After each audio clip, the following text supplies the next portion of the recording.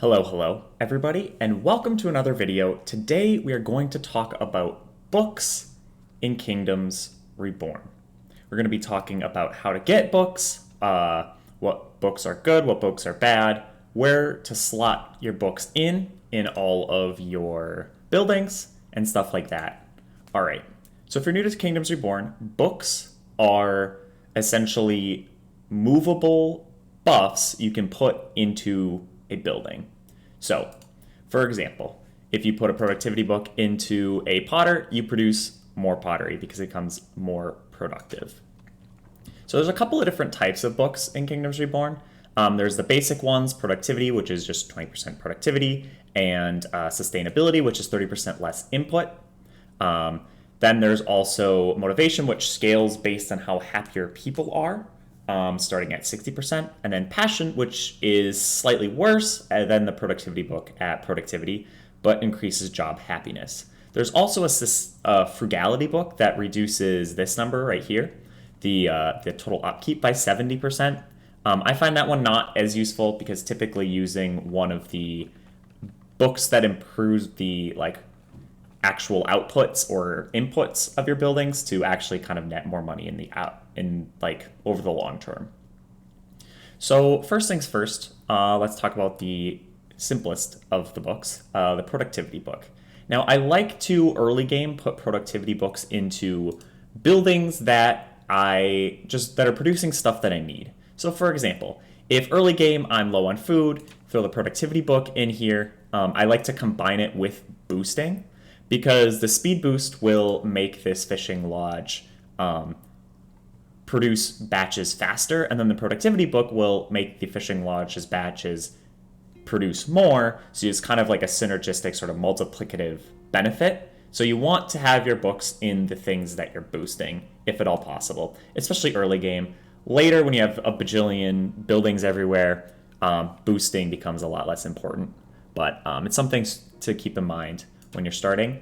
I also like to put my productivity books into buildings with a lot of workers. So right here I have 2 quarries because I don't have enough money to just upgrade one. But if you have a mine with 8 workers, putting a productivity book in it will increase the productivity of 8 workers, as opposed to, for example, like this potter, which putting the productivity book into it will only make 2 workers more productive. There's also some weird rounding. For example, like a potter will only increase from 9 to 10, whereas if you put a sustainability book in, it will reduce the input by 3. So it's important to kind of pay attention to how rounding works in this game. Every building is going to be a little bit different. The motivation and passion books, in my opinion, are just like the productivity book, but usually kind of worse. The passion book will increase this job happiness number by 20%. I find that outside of a few niche cases, it doesn't really matter what your job happiness is in any one building. So I think of the passion book as just kind of like a little bit worse than a productivity book.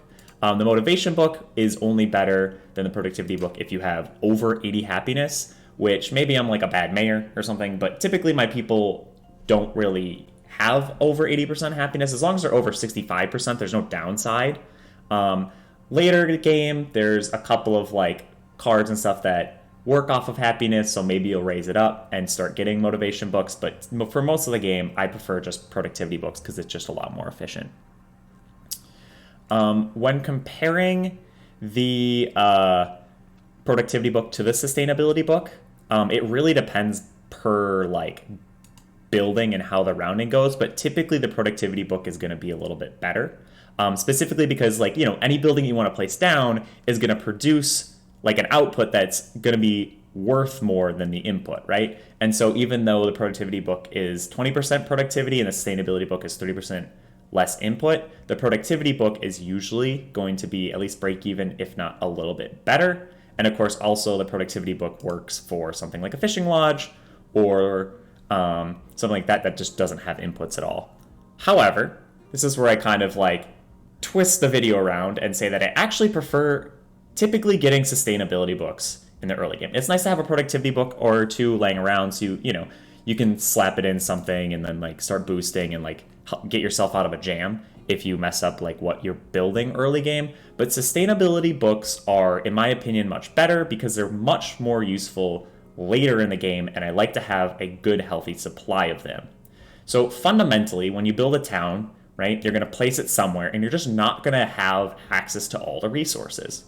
So like this city here just cannot get to iron ore. Like maybe eventually I can get there, but I have to go like around a mountain, and it's just like complicated. Another big problem this city has is it just does not have a lot of good fertile land. Like I have a bit of fertile land here, a bit like way up here, and beyond that, like I'm looking at like crossing a river and it becomes pretty far away and annoying. So like I just don't have space for a ton of farms. So what I was able to do is I can fix the iron problem by getting an iron smelter, just importing iron ore, but I have 2 sustainability books in. So the actual amount of money that I'm gonna have to spend importing iron ore isn't that much, right? Like I have not been importing that much iron ore because I just kind of built this, but like the price isn't really going up much at all. And then I can put blacksmiths down and put sustainability books in them. And look, they're only using 2 iron bars. Like the amount of blacksmiths I'll be able to power off of 1 iron smelter that is very efficiently using the little bit of iron ore that I'm putting in is like kind of insane. I could have like 4 or 5 of these things and also still have iron left over for building, right? Like just a couple of sustainability books totally solves my bottleneck for iron. So that's something I think is important to kind of like think about, especially as supply chains get longer, right? Like they kind of like benefit, like these sustainability books make this more efficient, and then the blacksmith makes my city require even less iron, and so they kind of like add into each other. And for my lack of farming, I have these bakeries, both with double sustainability books, and they're turning 7 wheat flour into 75 bread, which is like an insane conversion rate, right? Like wheat flour is about 20. It's kind of annoying to have to buy, but I'm only buying 7 for each of these, for each batch, and it's producing 75 bread, which is kind of an insane amount. And then I can like sit here and boost these and everything else, and they'll only get more productive as I go through the game.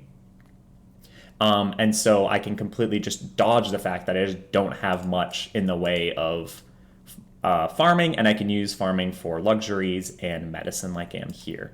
I really love this bakery strategy. I think this is maybe a controversial opinion, but I think it's actually better than like sitting down and spending the space and the population required to like build wheat farms and then build like windmills to power the wheat farms. There's just a lot of people you're going to waste powering bakeries when you can just throw sustainability books in your bakeries and then just buy the wheat, and then you can throw bakeries wherever. Like they're really easy to slot into like any part of your city and just like power like your city into the late game with the amount of food that you're producing. So this is something I really like, but it is going to be very sustainability book heavy, because if you take out all the sustainability books, then you're just, wasting money trying to buy all this wheat flour to get bread.